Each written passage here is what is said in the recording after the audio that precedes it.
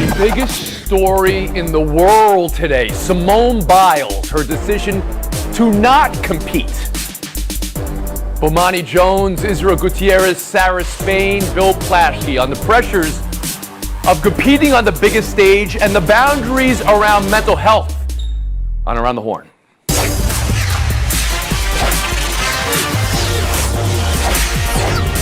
Welcome back, Bo. Thank you, sir.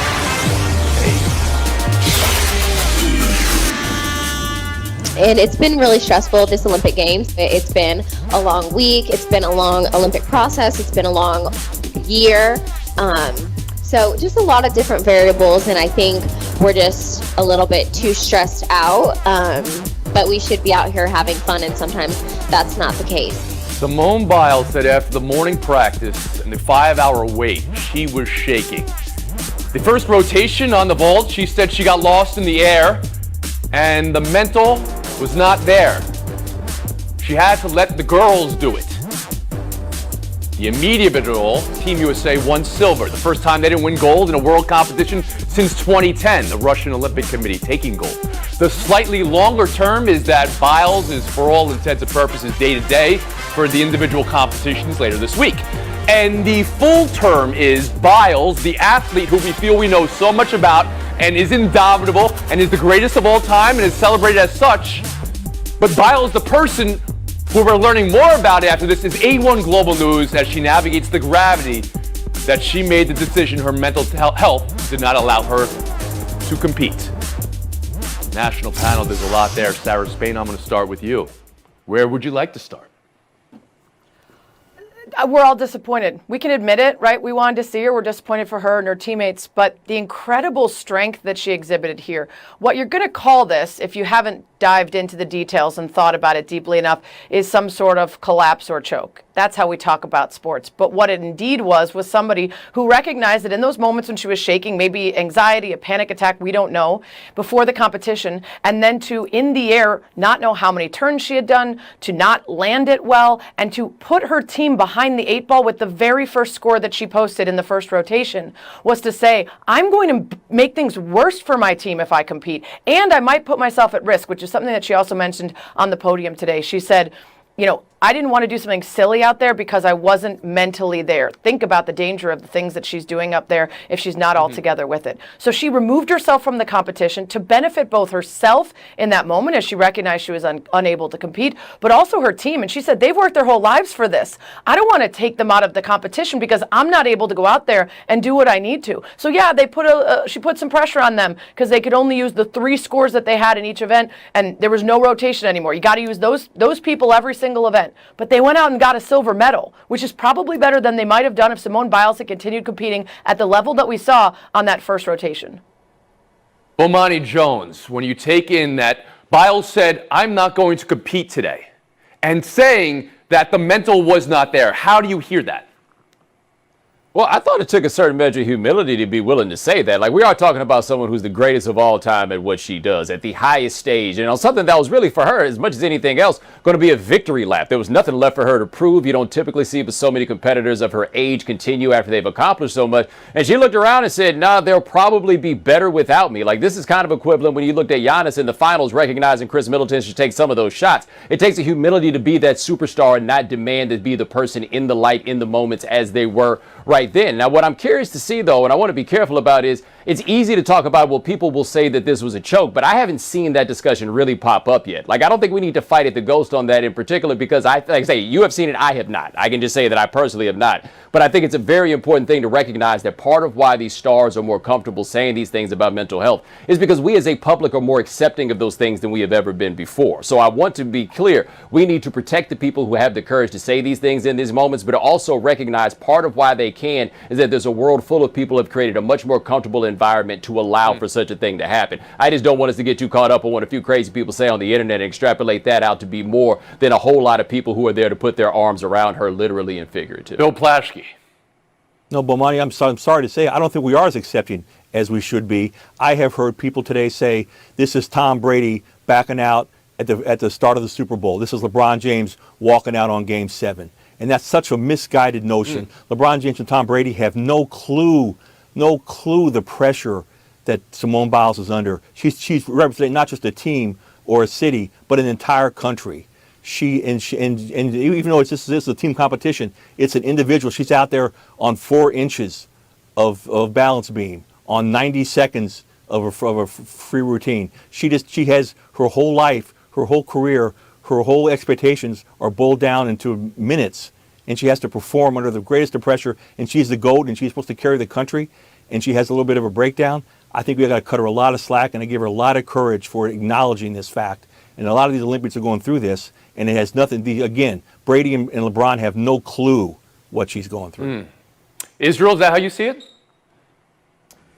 Well, yes, in a way, because what gets me is what the question I always ask, or I ask in this situation, is what got us to this point, or what got her to this point? Because this is a woman who's been doing this forever. She's been her entire life. She's been the best at it for as long as she's been doing it. It would seem she can do this with her eyes closed, and as Bomani said, this was supposed to be a victory lap for her. She could have taken down the difficulties and still had sort of a victory lap in these 2020 games. And so it just goes to tell you how severe all of this trauma, all of this stress is, whether it be just the stress of, carrying your country in this sport where all eyes are on you, or the stress of being, a young 24-year-old black woman in the States with all this power over, at such a young age, and all this, all this power at such a young age. And then you talk about her with Larry Nassar being a survivor and wanting to make a statement and not allowing U.S. Gymnastics to just sweep this under the rug and let the story pass by. A lot of things going on, not to mention that we're in the middle of a pandemic and there's no crowd there. And so maybe it might be more like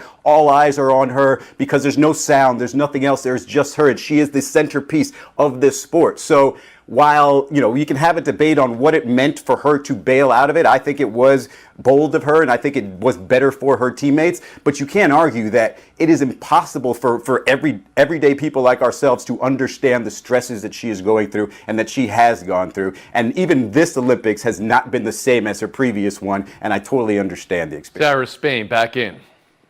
Yeah, I just wanted to Izzy's point about Larry Nassar. One of the reasons she said she was willing to put in the time and effort to extend her career, compete again at the Olympics, was she did not want this U.S. gymnastics team to be completely devoid of survivors so that this federation could take the opportunity to sweep it under the rug and act like nothing had happened. She actually said she wanted to protect the upcoming athletes. She wanted to compete for herself, her team, and her country, and not for the federation that still has so much work to do to move beyond that. And for her to put that on her shoulders, in addition to the things she posts about social justice and Breonna Taylor and George Floyd and everything else, to what Bill said, you add all that together, plus the COVID protocols and everything, and it's remarkable that any of them are surely. And maybe that's, Bill, what you were getting at. But this isn't Brady, this isn't Rodgers, there are, in sports, cases throughout all of history. If we go back now and we look at Roberto Duran saying no mas in the middle of a fight, or, any number of instances where players...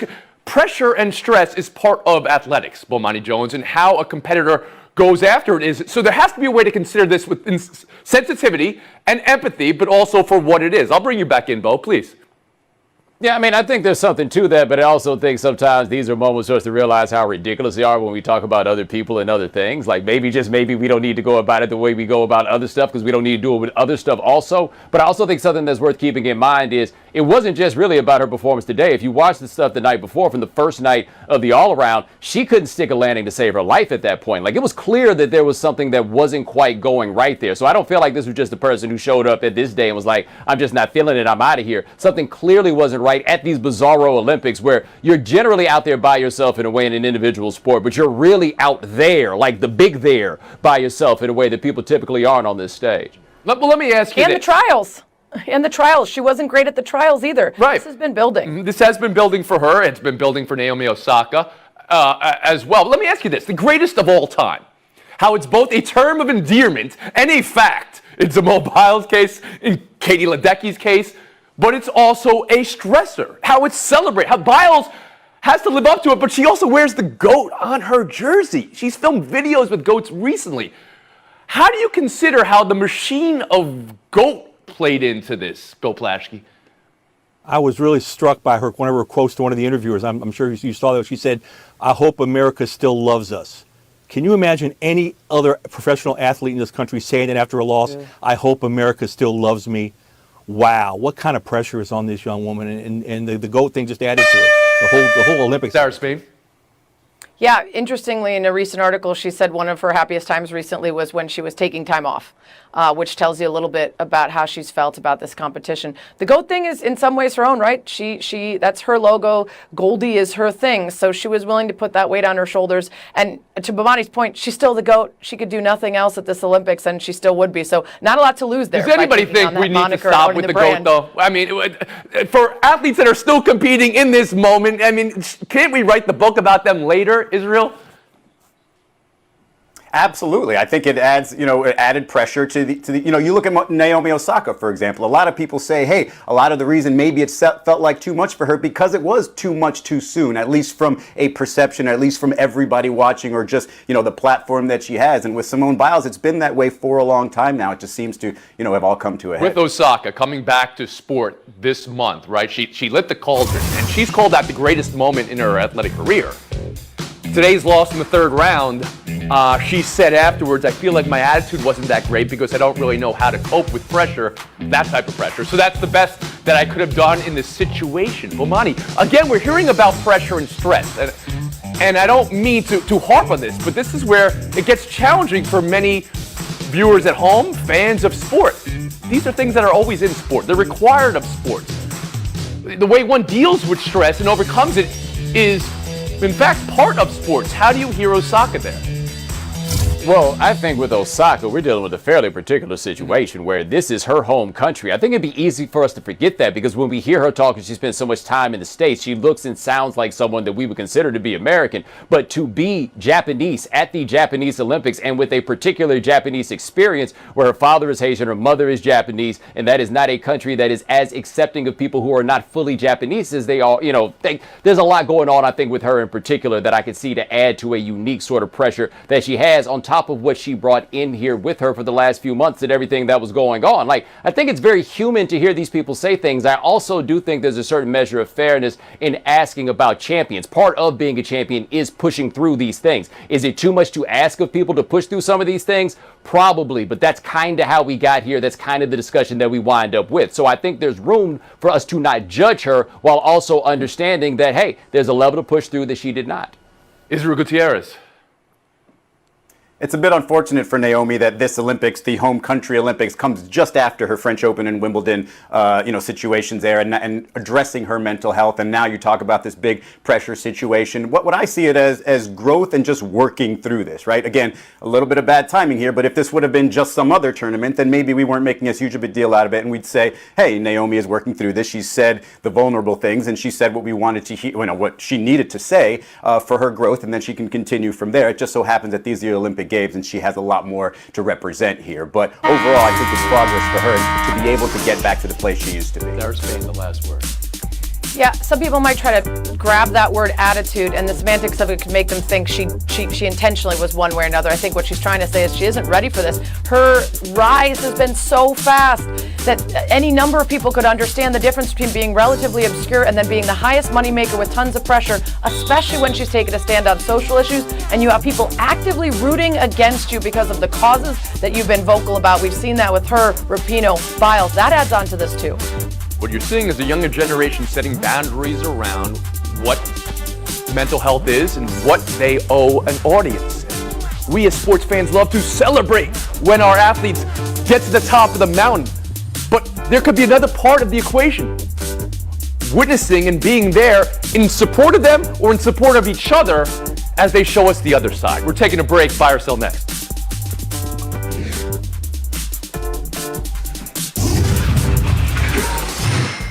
Aaron Rodgers arriving at the office. Kevin. This was the Pam and Jim will they won't they of the NFL offseason, and they've gotten together thanks to some concessions by both the Packers and Rodgers. Green Bay will void the 2023 season and help Rodgers seek a trade if he still wants one after this year or 2022. Rodgers gives up the holdout and temporary power. Bill is all now good at the office. Yes, there's going to be a lot of talk about who got the better of who, and even on this show we'll talk about that. They forget it, they all win. Aaron Rodgers will be play quarterback for the Green Bay Packers this year. Everybody wins. He gets a chance to make his $22 million. He gets his last dance. Packers get a chance to win a championship while the window's still open. Everybody wins. There's no, he said, she said, everybody wins. Sarah Spain. Well, the Bears don't win because there was a chance he might not come back. Bears never win.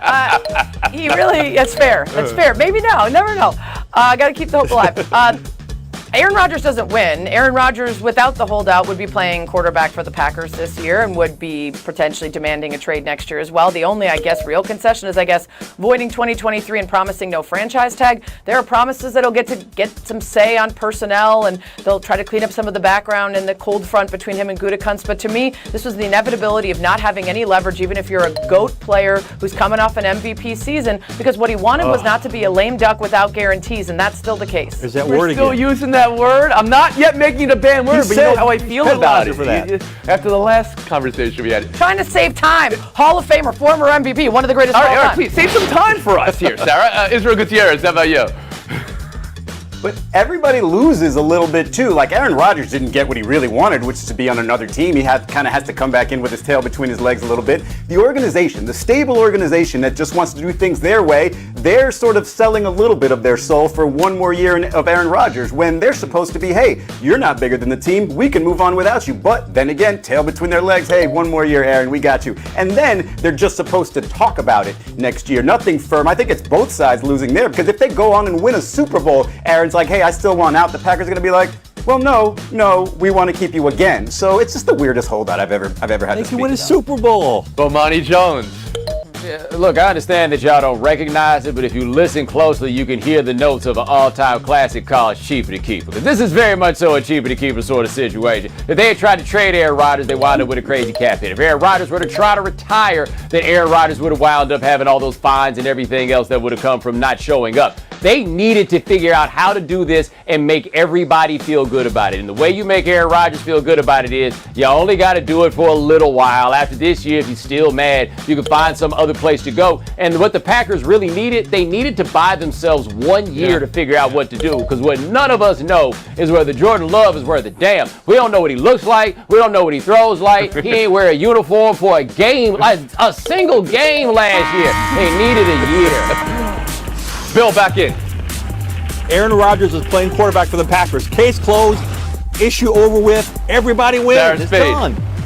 No, Jordan Love doesn't win because he's still not going to play a game or put a uniform on his I'm Monday. And their heartbroken. GM doesn't win because guess what? They're the guy who almost scared off an MVP who's only won one Super Bowl while having If him they on the win the roster, Super and Bowl, still has they'll this dude win. hanging around that no one's ever seen play football that he plans Do on handing the baseball. ring. It's like we haven't been talking about this every day for 7 months. I cannot believe you still have the energy and the desire to rip it up on this. Israel Gutierrez, wins. Bill Plaschke. I have to say goodbye right now. Sarah Spain, I guess I don't win. Bomani Jones, showdown, 2 minutes. I just did a double figure. Could not and had not been in touch with Ben Simmons this offseason. The team denies it to the Philly voice. Quote, we talked to Ben on his birthday a couple days ago. We've been in touch throughout the summer. They called it a pretty good dialogue. Sarah, anything to see here? Sort of a he said, they said situation. So what's more important to me is the communication they should have, which is, where shall we send you? This is absolutely over. Oh, man, Ben Simmons, he been meaning to answer the phone, but he's just so busy shooting 1,000 jump shots a day, baby. You know that's all he's doing out there. No, he's not doing any such thing. I don't know what they actually have to talk about in the offseason, but I assure you, neither of them wants to talk to the other. Would happy birthday cover everything? Probably not. Point to each. We'll move on. Showdown 2. This Javi Baez walk is probably not accurate and maybe a little too polite and genteel. He barely moved, barely got to first base. Javi Baez, Amir Garrett feud is long and, well, not so complicated because they hate each other. But Monty, who's fair, who's foul here? I mean, I did think that it was a bit much for Javi Baez because he wasn't trying to celebrate. He wanted to fight. And much to my surprise, Amir Garrett, a dude who once tried to fight a whole damn team, did not provide it. Guess who else didn't want to fight? The rest of the Cubs. They want to go home and take showers.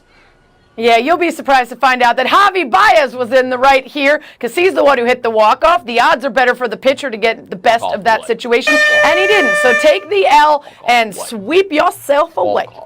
A walk-off what? Walk-off win for Sarah Spain. That's what it was. That's how she got these inflated toes. So we've been talking a lot about the complications around the Tokyo Olympics, and rightfully so, but there are also incredible stories to be remembered within that context. One of them is Yusra Mardini. She's competing for the refugee team for the second Olympics. She's a swimmer, and she spent 3 hours pulling the inflatable raft that she and her family members escaped from Syria on years ago, and now finds herself using those same swimming skills to try to win a medal. It's one of those stories that we should focus on, and we could talk about all the other stuff, but I want to highlight the people who have spent their lives and are not going home to professional leagues and millions of dollars. They deserve a lot of love. Thanks a lot for your time today, Bo. Good to have you back. Don't be a stranger. Very good.